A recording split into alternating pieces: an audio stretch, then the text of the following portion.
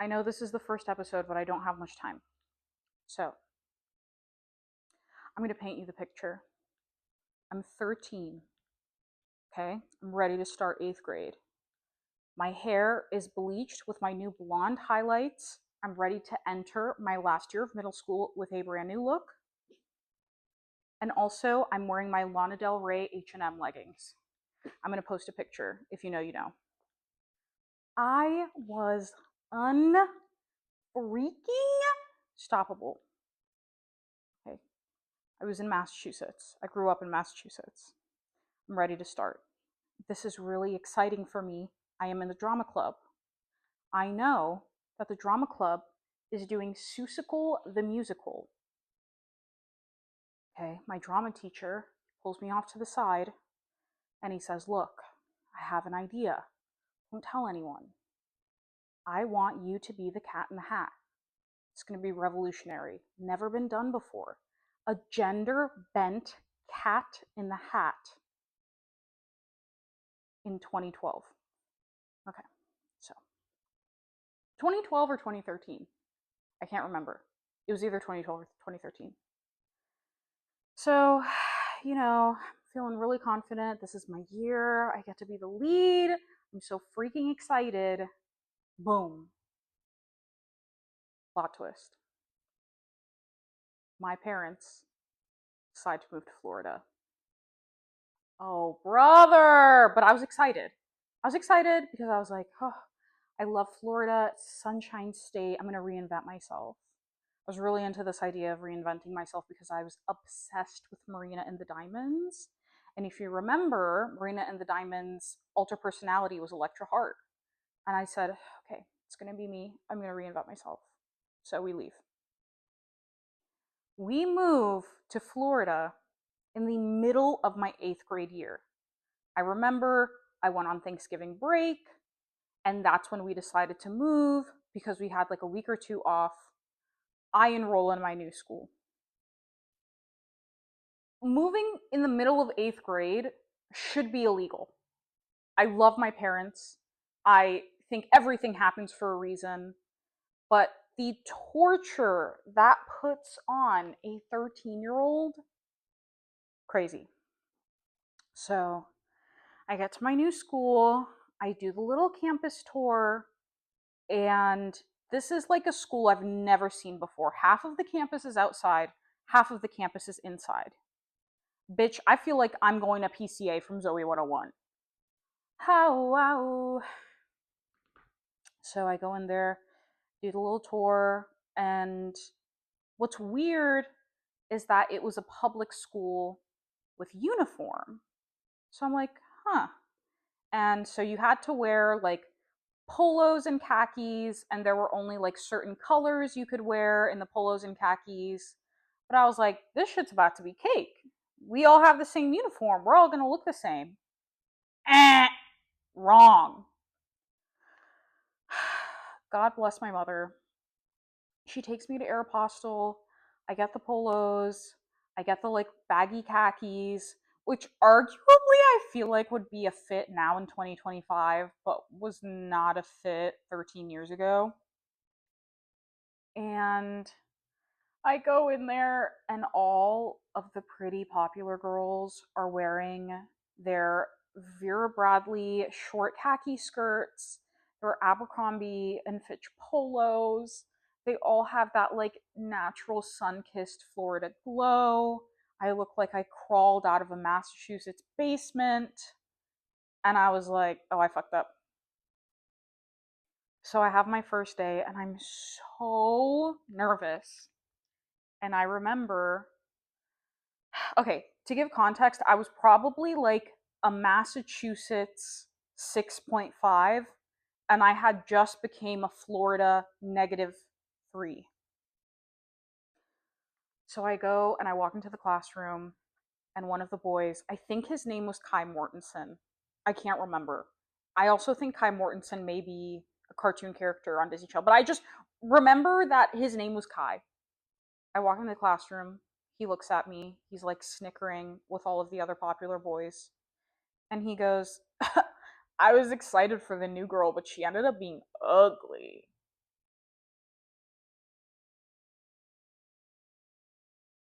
So,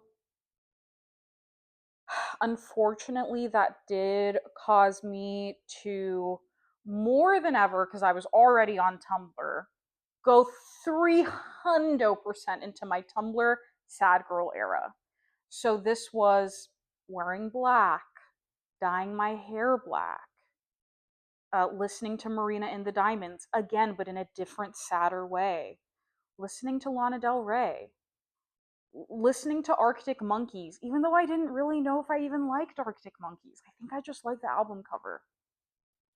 Definitely fucked with 1975. I don't know if I can say that anymore in 2025 because of the whole stuff with Maddie Healy, but 1975, I was down bad. I was down bad for 1975. And about chocolate, like I was there.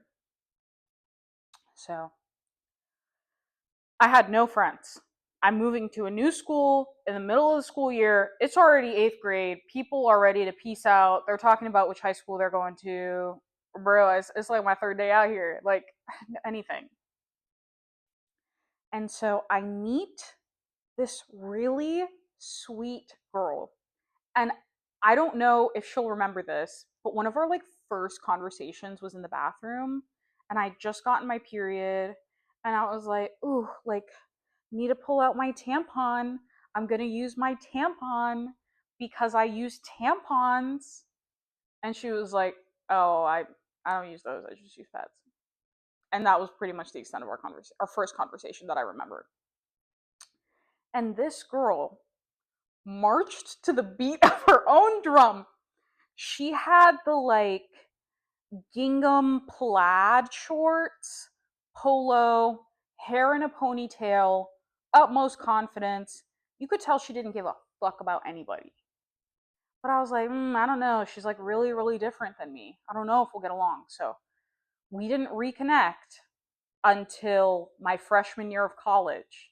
Plot twist, she would end up becoming my best friend. I love you, Brittany. Another plot twist, I thought she was different. She wasn't different.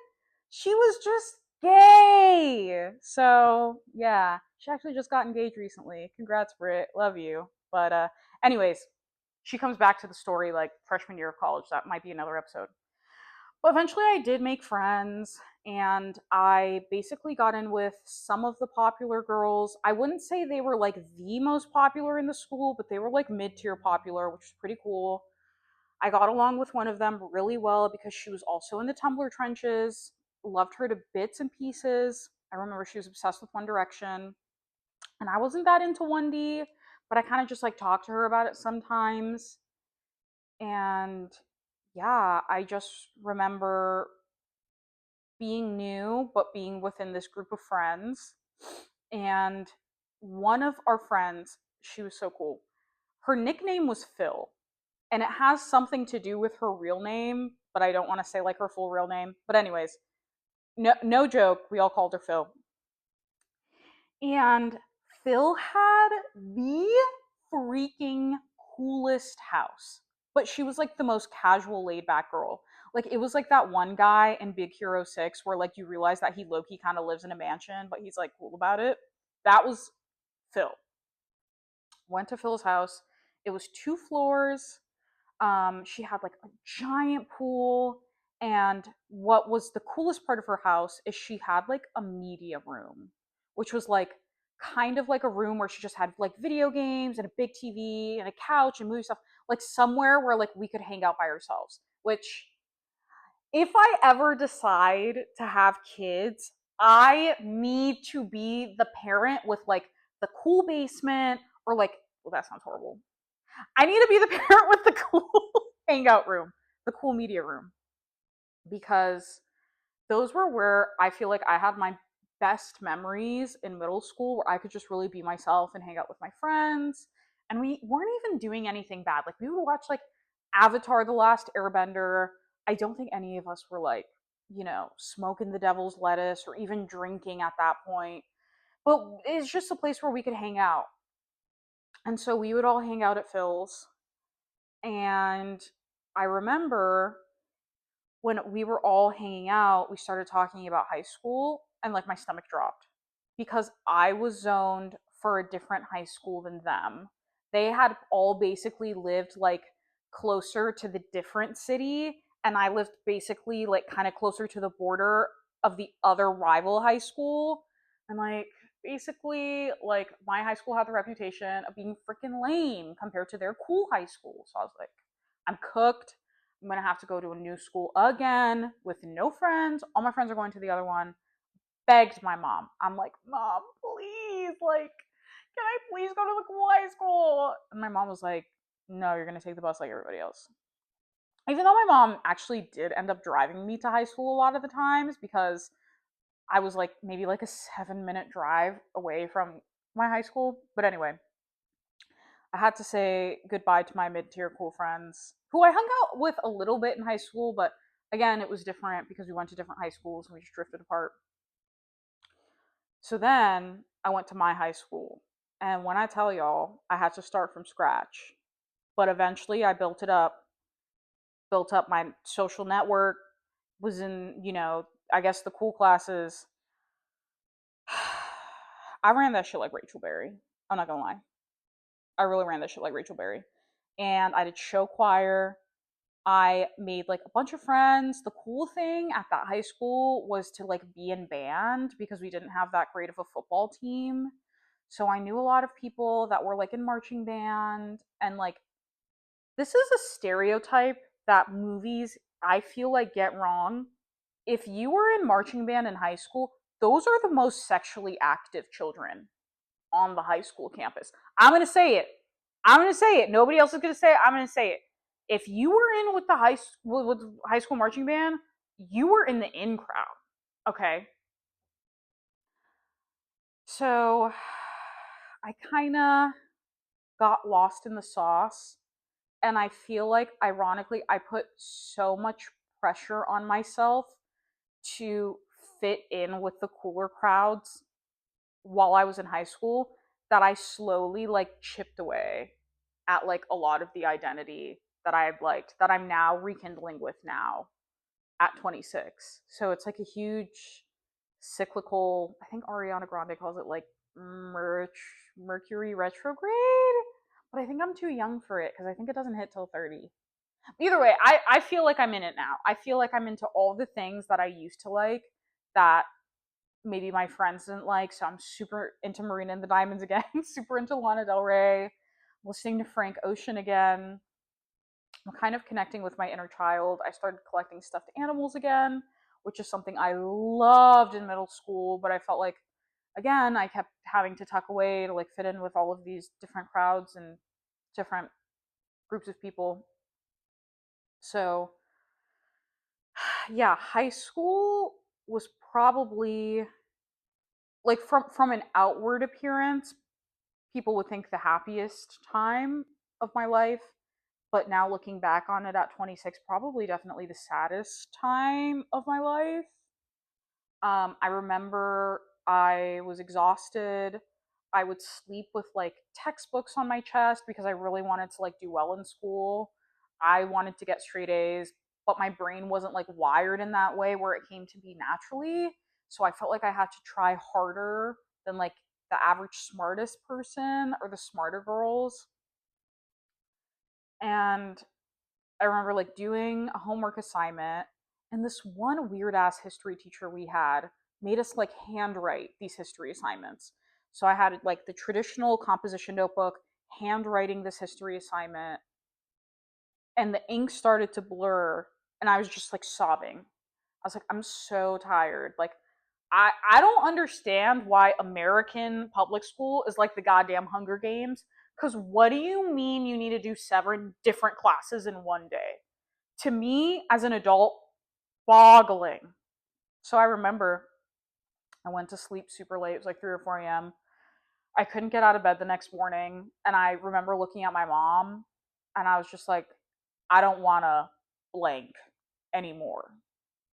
And my mom was like, What? Because again, on the outward, I was like super bubbly, loved school. I had a lot of friends. At that point, I was even thinking about like running for senior class president. I had all of these extracurriculars. I even had a boyfriend.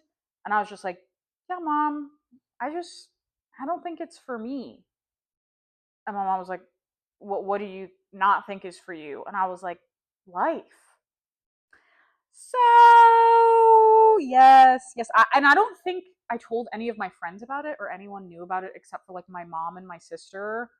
But after that, I like went to the doctors, tried different medications, went to like talk therapy, which was so helpful because in my little 17-year-old brain, I was like, all right, doc, just my therapist, who was just like this really kind, old, like white Southern woman.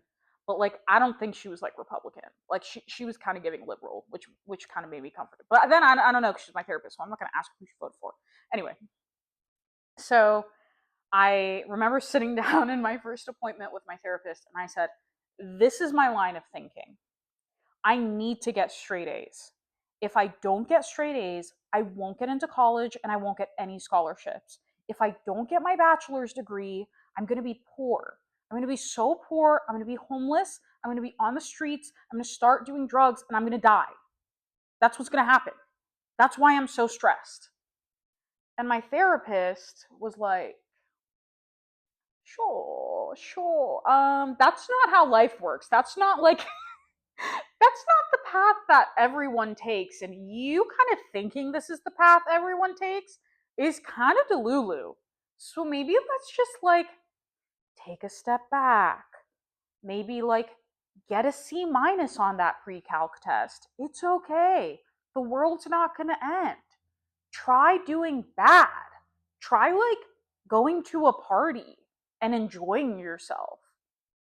Like things might change. So yeah, basically after that, I kind of let loose and I was still getting the same grades, if not maybe slightly better, now that I was less stressed about whatever fucking imagined reality I had in my head. At the end of high school, I ended up getting into my third choice, my third pick of where I want to go to school. I did get into the other two schools that I really, really wanted to go to, and they were University of Colorado in Boulder and Colorado State. Those were my top two schools that I wanted to go to. I really wanted to live like in Colorado. I just like wanted to be in the mountains. I thought the mountains was the answer. And so I remember getting the acceptance to University of Colorado Boulder and Colorado State. They basically accepted me like immediately. It's not hard to get into those two schools. No tea, no shade. Like the acceptance rate was like very, very high. And I'm getting the acceptance package. I'm going through all of it. I'm telling my parents like, oh my god, I'm gonna move to Colorado. I'm gonna live off of like student loans. I'm gonna be a barista at Starbucks. Like this is my come up because I always had this idea of like reinventing. I'm going to be a new person. I want a new identity. I just could not stick to being one person or having like one consistency, one consistent personality or like personhood.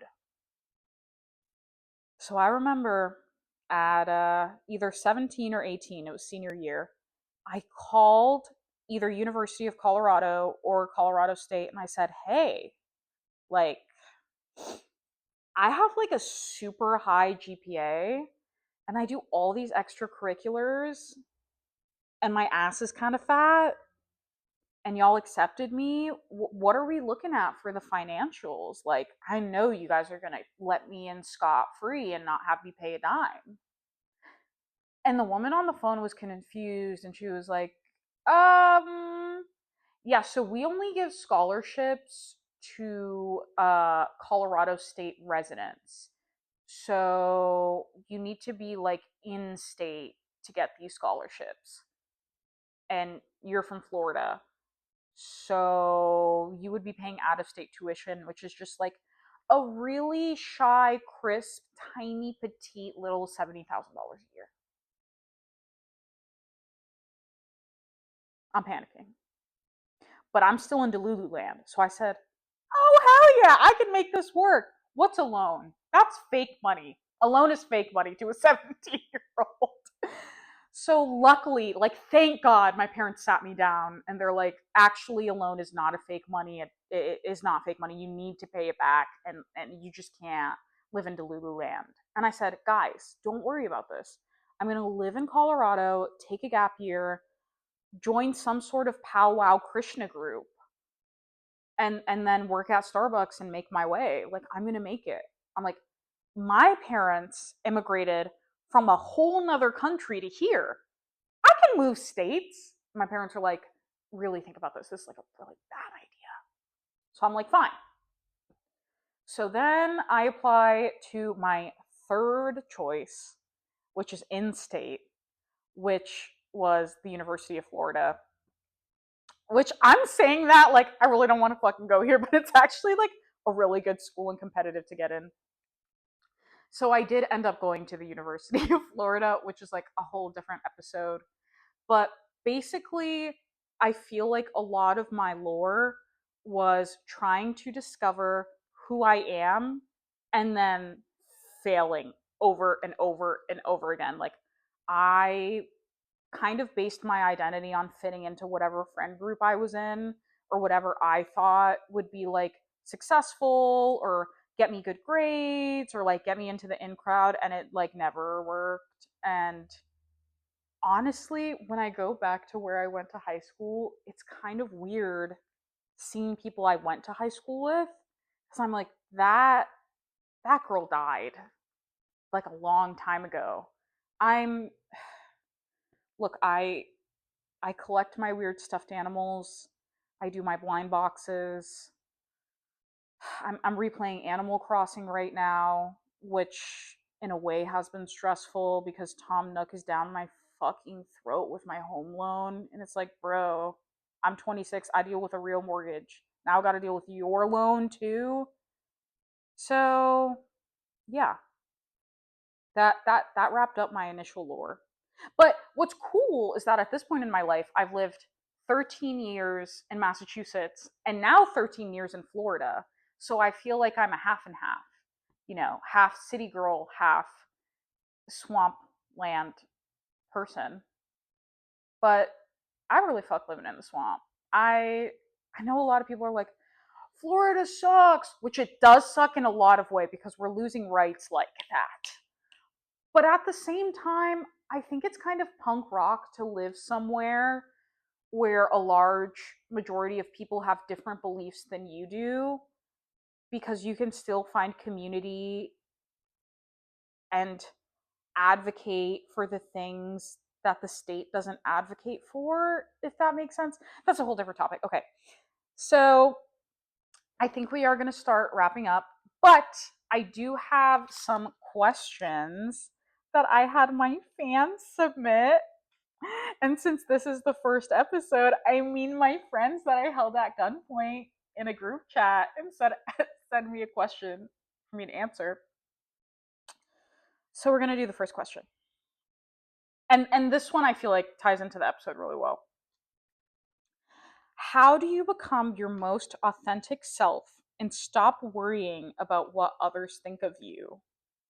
Oof. Oof. That's a hard one.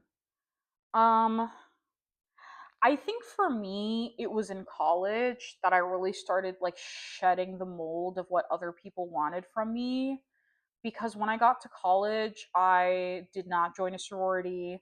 I didn't do many extracurriculars. I kind of just focused on myself and worked a lot. I had like so many part time jobs in college. But at that point, when you kind of give time and space to spend with yourself and get to know yourself better, that is more important and valuable than anything that other people think of you.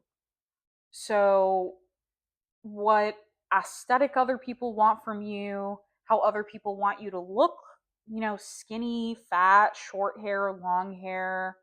Do you present more feminine, masculine, androgynous, anything like that?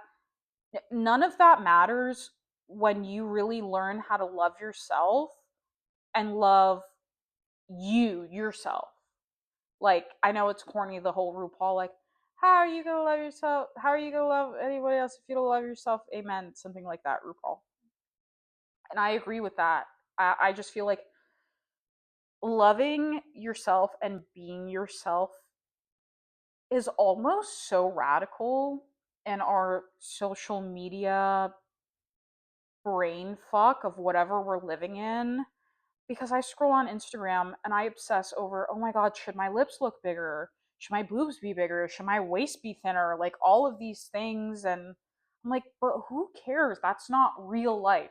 Like real life is now, and you have to live with yourself. Other people will not live with you. So what they think of you and your perceived whatever, like throw that shit out the window. Like that shit does not matter. So that was a good question though. Okay, I'm gonna take one more question. Okay, how do you learn to accept the path that your life is on when it's not going in the direction you always imagined? Oh, that one's a toughie too. And I feel like that question is so good for when you're like where I am in your mid 20s and everyone's moving in different directions. Like some people are getting married, some people are having kids, some people are going to Japan 12 times a year to discover themselves. And it's like, okay, this is not where I thought I would be though. Like, let me think of where I thought I would be. Um, Maybe 10 years ago. Okay, so I was 16. What did I think when I was 16? Okay, when I was 16, I thought I was going to go to college for either bioengineering or some sort of biotech, because I remember I was in like the biotech academy at my school, which sounds a lot fucking fancier than it actually was. It was just kind of like a small, like sciencey classroom where we did a couple of experiments and talked about like GMOs and stuff. Like, wasn't that fancy. But yeah, I was like, all right, I'm gonna get straight A's. I'm gonna study biotech or biochemistry. I'm gonna be a scientist. Plot twist. With my chemistry grades, oh hell no. And then I failed biology my senior year, which is crazy, but either way. Didn't end up being good in science. Didn't end up picking a STEM major even when I went to college. And I kind of had to mourn all of the different things that I thought I would be good at. I thought I would go to law school, didn't go to law school. What else? Oh, I thought I would take music more seriously because I was in show choir. I thought maybe I would keep singing, stop singing.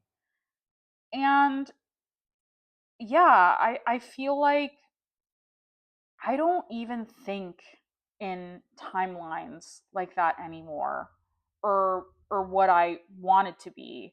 I just kind of try to ground myself in the present and say, okay, here is where I am. What is like one small thing I can work towards, or one goal that I want to be good at? And it doesn't have to be like a giant goal, like even buying a house. It could be a small goal, like, damn, I want to get really good at crocheting. And you just kind of work on that little by little. And you try not to think of all the things you could have been. Now, if you do want to pick up one of those things and try to revitalize it in your life, go for it. But you're going to be wasting that time thinking and mourning of, oh my God, I should have done this. I should have done that.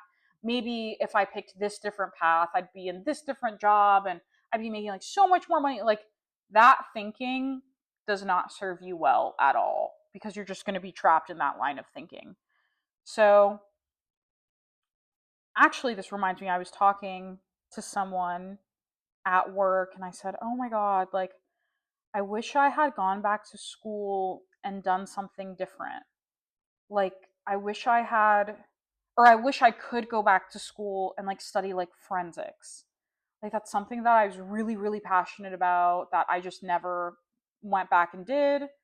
And by the time I was like far enough in my degree, I think I would have lost my scholarship if I changed my major, but I've always been super into forensics. Like, that's something really cool to me. And some CSI Miami shit. Basically, like my coworker was like, okay, the time's gonna pass anyway, just do it. Like if you really wanted to, you would. And that literally altered something in my brain. Like it was like you poured a McDonald's Sprite like in one of my ear canals, and I was like, oh, wait, she's so right. It's never too late. So that's That's where I am. Just fucking go for it. But don't overwhelm yourself with going for too many things at once. Just like pick like one goal. And I think you'll have an easier time to digest it. I hope I answered that correctly. But anyways, this is going to be the end of the podcast. This was really exciting to film. I've been wanting to film this for like a long time, but I guess I just don't know why. And this is like really not professional at all. This microphone is from TikTok Shop, and I'm filming this on the front camera of my iPhone, which I know you shouldn't do. So, yeah, I'm gonna throw this baby in iMovie and see what happens. Thanks for watching.